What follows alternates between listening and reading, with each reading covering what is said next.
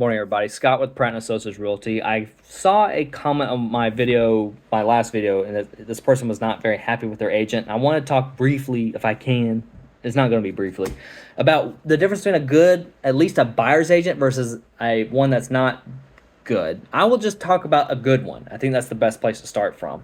Number one, complaints never come to you. They don't complain to you. They don't gossip to you about the other agent. They keep everything professional. Even if there's something difficult going on, they're like, we're still negotiating this. I'll keep you posted. They will ask you from time to time, what are you willing to do? What are you not willing to do? They're number two. They're showing interest in real estate. They're talking about it a lot. They're posting on social media a lot about it. Now, my social media, I do need to kind of start mixing it all together because I have Facebook's more like listings and closings. TikTok is more like stuff like this, like information. And then, TikTok's more like news. And then YouTube, I have more stuff like this. But I'm going to try to keep it, mixed all up together in the future next time. They understand contracts. They're really good at, you'll tell them, hey, can we do this, this, this? It's like, the contract says that, they just know contracts. They're getting educated. They take their CE. They're taking initiative in that way. That's something else that's really important is that they are, and they also, another thing, they are really good at keeping dates together. They'll put it on, whatever they got to do on their phone, on their pen and paper, something. They're good about dates, and they can guide you through the due diligence period, the financing contingency period. What do we need to be doing in the meantime? They're following up on the amendment to address concerns. Hey, we have these repair items. Are these getting fixed or not? I had a buyer. I'll tell a quick story. I had a buyer. Amendment to address concerns says subfloor needs to be repaired. Day before due diligence, I go up underneath there, as actually right before they signed off on it that they would do it. But so before closing, I get up underneath there and look, and sure enough, all they did was just staple a board over the damaged area. It's not going to work. That whole flooring had to come out. So I did lose my cool. Shouldn't have done that. But agent and seller agreed. Hey, sorry, we did try to pull the wool over your eyes, and we had them give us a closing cost concession, and we had a separate party come in and repair it to that buyer's spec. And they should have done it right the first time. It cost them money. But anyway, that's just an anecdote, if you will. When you meet an agent, spend time with them, interview them, ask them some questions. They should be able to, I almost know every single question a buyer is going to ask. I'm not just saying I'm just that knowledgeable or expert level. It's like clockwork. They'll ask this day. They'll ask this the next day. That's just what I've always seen my clients do. But they're able to answer these questions. If they don't know, they're going to go out there and get the answer for you. When you first meet them, now, me personally, I will take a prospective buyer to a home, and I'll show them one home before I get them on any kind of paper, either pre-approval, and I know agents will yell at me and laugh at me for that. I get that. I am meeting you. This might be my first time face-to-face meeting with you. And yeah, I don't want to just drive all the way out someplace and you don't use me again. But I've always noticed face-to-face interactions, typically that person's going to stay with you. Okay, this is the person, this is them. And I try my best that day to do well on my interview with my prospective client, and that's why I do that.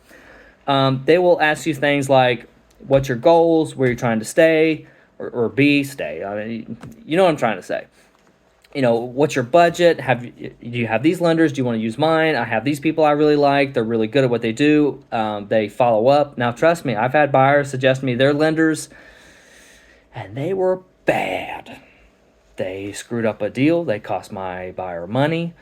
And so I typically like to use my people because my people know that I have business and they want to continue to get my business. So how does this person handle other agents? Are they good with agents? Complaints should never go to you. It should always go down. It always should go up to another broker. It should never go to clients or other agents or anything like that. I've had agents even, this buyer, they're crazy. they're just asking for all, and I'm trying to be the hero here and save this deal. Nah, no, you're not. No, you're not. You're gonna screw this up for both of us. I can see it, and it happens every single time. Every single time I hear an agent talk badly about their client or gossip about them, and if an agent's gossiping to you about another agent or something else, or this nightmare buyer, blah blah blah blah, they're talking about you too. I'm sorry, they are. You don't want an agent like that. You want an agent who is able to take a difficult situation. Hey, I was able to get this, and we got that, and I was really happy about it, and my buyer was happy about it. Now, that's a better story to hear. I'd rather hear that when I'm talking to an agent or whatever. But there's a lot more. It's very difficult. Your intuition should know. That's not great advice, but when talking to this person, you feel at ease, like they know what they're talking about, they're professional. They don't even have to dress in a suit. It's nice if they do, but they dress fairly well. They have good hygiene. They're well kempt. They maybe they take notes when you're talking to them. You can just see the care, the diligence there that they're taking into you, their potential client. That's what I think you should be looking for in a potential agent. And also, it's somebody who's very well connected. They're always networking. They're always going out and meeting new people. They are very passionate about relationship. Their business is relationship oriented, and even my business now, I am very much about my sphere of influence. Most of my referrals in the past year or two have been a lot of my friends and friends of friends and friends of friends of friends, and it just keeps growing from there. And I'm still always trying to go out there and meet new people. I want new friends. I want new people that I can help. The friends that I meet, though, don't always have to result in a transaction. It should not be that way. Now, if you want to use me, I hope that I will demonstrate to you my aptitude, and that my aptitude is thrown out there, and the rest that you go out there and recommend me to other people. All right, guys, long video. But I wanted this for YouTube. I wanted to talk more than I usually do. I try to keep my TikToks short because most people want, quick. But I hope this was helpful to you today. Post in the comments down below. This is very much a feedback discussion. I need feedback from y'all people about the difference between a good agent and a bad agent. But thank you so much. Also, they have testimonials. A good agent will ask for testimonials. And their testimonials are good. They're heartfelt testimonials. Something else I want to add. I'm sorry.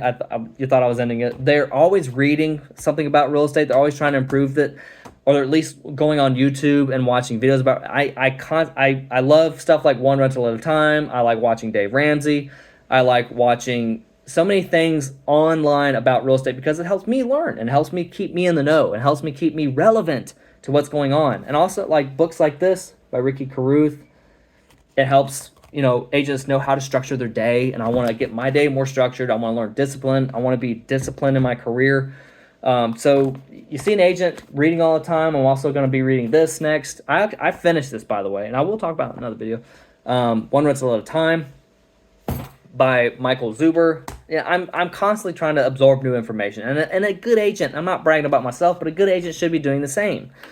But anyway, guys, I hope this helps. I will end it this time. I'm not going to come back. I'm not going to do a Tom Brady on you. But I hope this helps, and I hope that at least jot these things down. And when you go to talk to this agent for the first time, hopefully you have some things that you can cross off on your checklist, but also, ask them questions, talk to them, get to know them, and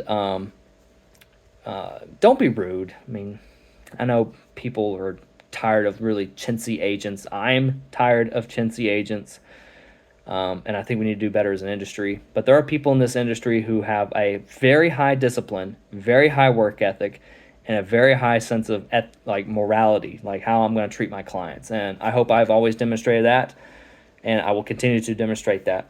But have a nice day, guys. This video is long enough. See you.